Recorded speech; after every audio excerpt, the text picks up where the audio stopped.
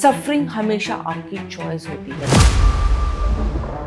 Heart में whole लेकर पैदा होता है। हम कहते हैं ना, फैमिली का ये डिसऑर्डर होता है, कई बार सेल्फ का होता है, कई बार फैमिली का होता है। पूरी फैमिली में कुछ ऐसे केसेस होते हैं। बहुत हायर अथॉरिटीज से आईपीएस ऑफिसर आए जिनके 3 बच्चे थे और तीनों डिफरेंट जेनेटिक्स की वजह से, लाइफस्टाइल की वजह से भी आपको ऐसी डिजीजेस हो जाती हैं। मेरे पास एक केस आया था जिसमें उस फैमिली में लेडीज को कैंसर ही होता चला जा रहा था। जितने भी ऑटिज्म वाले बच्चे होते हैं या स्पेशल डिसेबिलिटी के बच्चे होते हैं, वो बहुत क्रिएटिव होते हैं। एक एज के बाद आपकी डिजीज आपके लिए पेनफुल हो जाए और आप उससे निकल ही नहीं पा रहे हो, इलाज भी करा रहे हो, मेडिसिन भी हैं।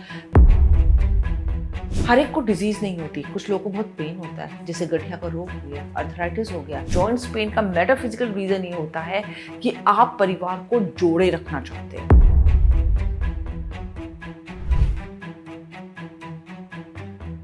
लाइफ एंड कर्मा की सीरीज में आज हम बात करते हैं डिजीज एंड पेन की। कहते हैं ना, pain and karma is inevitable but suffering is a choice. Suffering हमेशा आपकी चॉइस होती है। कुछ चीजें इस प्लैनेट अर्थ के साथ आपके साथ आती ही आती हैं, लेकिन आपकी चॉइस है आप उनके साथ कैसे हैंडल करते हो, आप उसके साथ कैसे डील करते हो।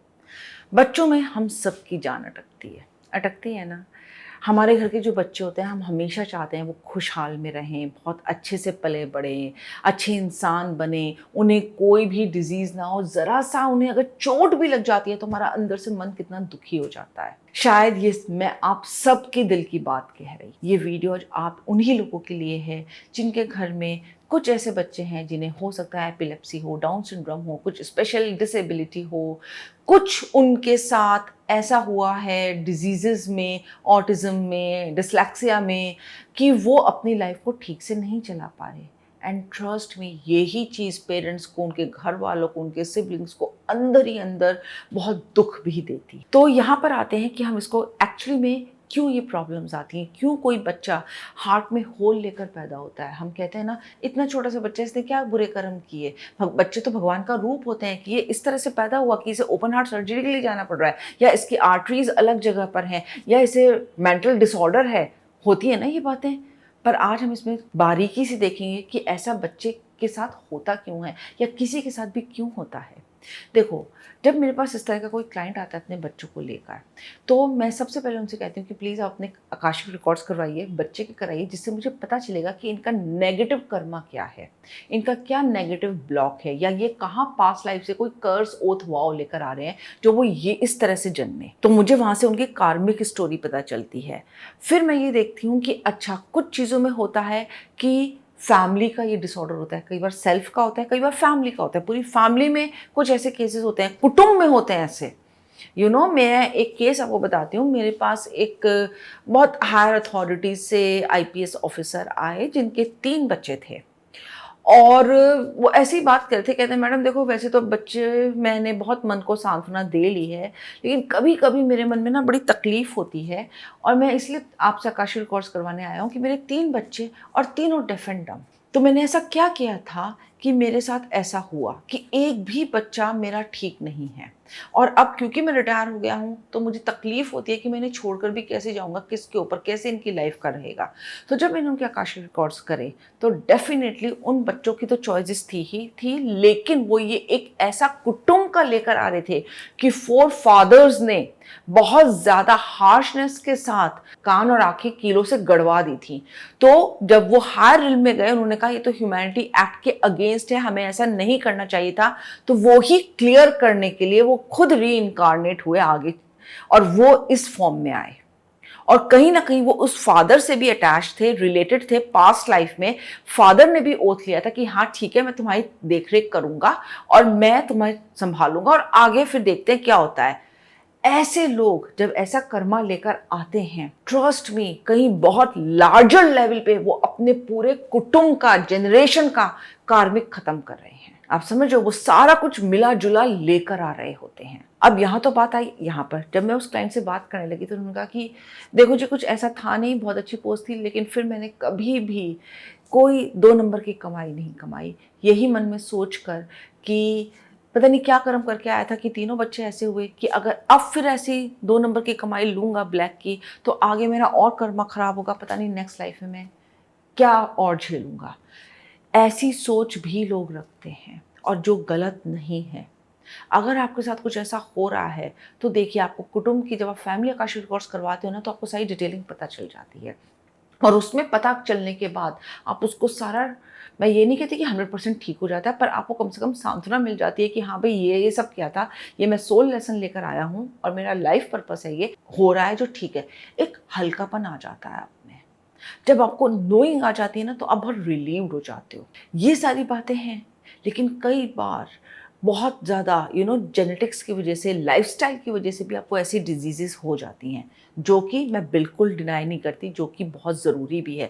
तो आपको अपने खान पान पे ध्यान देना चाहिए। आप जिस जनरेशन से आ रहे हैं उसका भी आपको देखना चाहिए। मेरे पास एक केस आया था जिसमें उस फैमिली में लेडीज़ को कैंसर ही होता चला जा रहा था, और जब मैंने उनका आकाशीय रिकॉर्ड्स किया तो पता चला कि बड़े दर्द में कोई लेडी की डेथ हुई थी, और वो ये इम्प्रिंट्स पर उसने कर्स किया था और वो लेकर आ रही थी।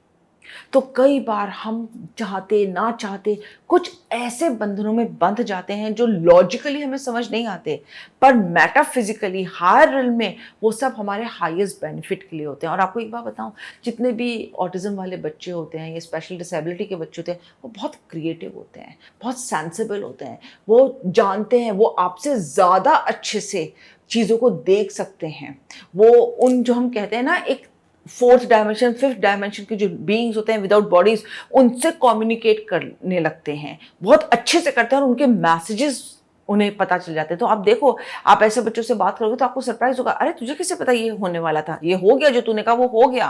क्योंकि उनकी सिक्स सेंस, हायर सेंसेस बहुत एक्टिवेटेड होती हैं, बहुत ज़्यादा। अगर एक एज के बाद आपकी डिजीज़ आपके लिए पेनफुल हो जाए और आप उससे निकल ही नहीं पा रहे हो, इलाज भी करा रहे हो, मेडिसिन भी हैं, प्लीज़ अपना आकाशीय रिकॉर्ड्स करवाओ, अपनी फैमिली का आकाशीय रिकॉर्ड्स करवाओ कि वो कहाँ से आप लेकर आ रहे हो कि आप उसको तोड़ सकते हो और आप उसको उससे निकल सकते हो। हर एक को डिजीज़ नहीं होती, कुछ लोगों को बहुत पेन होता है, जैसे गठिया का रोग हो गया, अर्थराइटिस हो गया, जो पैर चलने बंद हो गए, L4 L5 की प्रॉब्लम आ गई, या सर में बहुत दर्द होने लगा, या उम्र नहीं थी पर दांत सारे झड़ गए, आंखों से दिखना कम हो गया, सुनाई देना कम हो गया, हाथों पैरों में दिक्कत हो गई, पेट में प्रॉब्लम आ गई, अल्सर हो गया।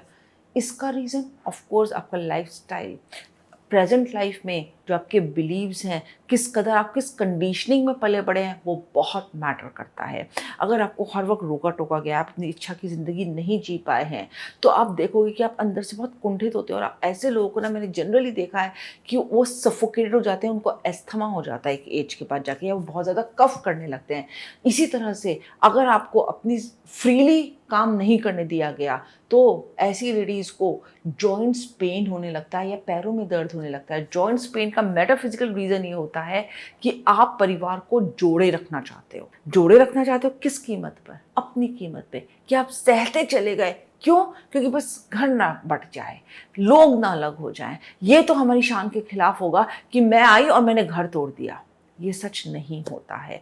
जिसको जो करना होगा वो वैसे भी करेगा। और आप अगर ये सोचते हो ना कि करवा चौथ का व्रत है या सबको खाना खिला के मैं खाऊंगी, ऐसे ही लोगों को सबसे ज़्यादा डाइजेशन की प्रॉब्लम होती है। भूखे रहेंगे, पेट में एसिड बनने लगता है, प्रॉब्लम्स होने लगती हैं, उठ बैठ नहीं सकते। तभी आप देखो, जैसे जैसे ओल्ड एज होती है, लोग अपनी तकलीफ से तो होते ही हैं दुखी, लेकिन वो जब मैं उनसे बात करती हूँ ना, काउंसलिंग करती हूँ, वो कहते हैं मन में अंदर से दर्द है, बड़ा दुख है, हमने सबके लिए इतना किया, किसी ने कुछ माना ही नहीं कि हमने उनके लिए किया। होता होगा ना कई बार आप लोगों के साथ भी। तो अपने आप को इतना टॉर्चर मत करो। टाइम पर खाओ, टाइम पर अपने आप को देखो, संभालो। जो चीज़ आपको रास नहीं आ रही, लर्न टू से नो। हम एक्चुअली में ना बोल ही नहीं पाते हैं। हम डिजीज़ पेन को भी ना एक इतना हैवॉक टाइप सिचुएशन बना लेते हैं कि उससे हमारा कर्मा बनने लगता है। देखो, कुछ चीज़ें मैं मानती हूँ कि आप पास्ट लाइफ से डिजीजेस लेकर आते हो, लेकिन उसको कैसे आप हैंडल करते हो, ये प्रेजेंट लाइफ में अपने सर्कमस्टेंसेस के साथ, अपनी चॉइसेस के साथ, अपने सोचने समझने की शक्ति के साथ आप उसे चेंज कर सकते हो। मैं ये नहीं कहती मैं हर एक को ठीक कर सकती हूँ अगर आप मेरे पास आओगे, लेकिन ट्रस्ट मी, मैंने स्किज़ोफ्रेनिया के क्लाइंट्स ठीक कर रखे हैं। मैंने ये कभी नहीं कहा कि आप अपनी मेडिकेशन बंद कर दो। उनकी साइड में मेडिकेशन चल रही थी, पर उनके ऊपर थेरेपी का, फाउंडेशन का, हीलिंग का इतना असर हुआ कि उनके ऊपर से वो ख़त्म हो गया असर। और वो ठीक हो गए। जो बच्चा हर वक्त एक अंधेरे कमरे में बैठा रहता था, वो आज अपना बिजनेस संभाल रहा है पापा के साथ, है ना ये चीज़। लेकिन हम ट्राई भी नहीं करना चाहते, हम एक एफर्ट भी नहीं डालना चाहते कि चलो अब हम कुछ और नया करके देख लें, ये सब तो हो ही रहा है, हीलिंग का भी रास्ता हम खोल लें। पर आप देखो आजकल, अगर आप देखो, लोग अवेयर होने लगे हैं, स्पिरिचुअलिटी के साथ अपने आप को खोलने लगे हैं और देखने लगे हैं कि नहीं भाई चलो आगे भी एक्सप्लोर करते हैं, हो सकता है इससे हमारी ज़िंदगी बदल जाए। पूजा पाठ करो, मैं मना नहीं करती, पर God help those who help themselves. Healing कराओ, अपनी एक्शन लो, क्योंकि उससे आप अपने लिए खड़े हो रहे हो, चार्ज ले रहे हो अपनी लाइफ का। हो सकता है हीलिंग से आप ठीक हो जाओ, ये भी तो पॉसिबिलिटी है ना। लेकिन हम पहले ही कंक्लूजन बना लेते हैं कि अरे ये हमारे क्या काम आएगी। Energy can not be created not be destroyed, वो सिर्फ ट्रांसफॉर्म होती है।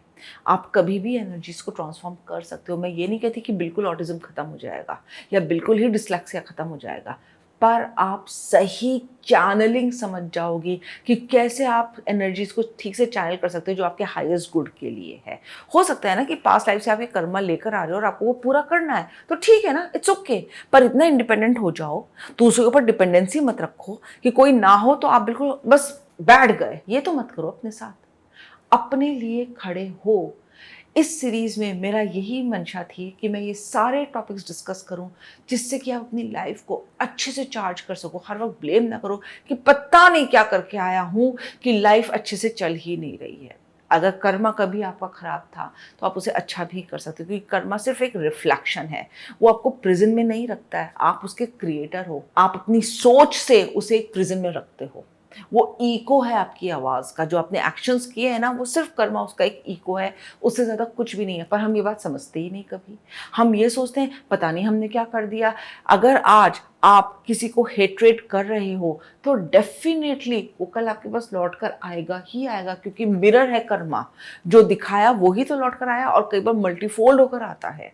फिर हम उसको ले ही नहीं पाते हैं। खुश रहो, इंजॉय करो लाइफ को, कंपैशन के साथ जियो, लविंग एनर्जीज के साथ जियो, तो आप यही मल्टीफोल्ड अपनी तरफ अट्रैक्ट करोगे। बाकी तो आपकी ज़िंदगी आपके हाथ में है, लेकिन मैंने सोचा इस सीरीज़ के थ्रू आपको बताऊं कि आपकी ज़िंदगी बहुत खूबसूरत है। उसे आप अपने हिसाब से दुखी भी कर सकते हो और अच्छी भी बना सकते हो। क्यों ना चॉइस बनाओ और उसे अच्छी बना लो। Thank you.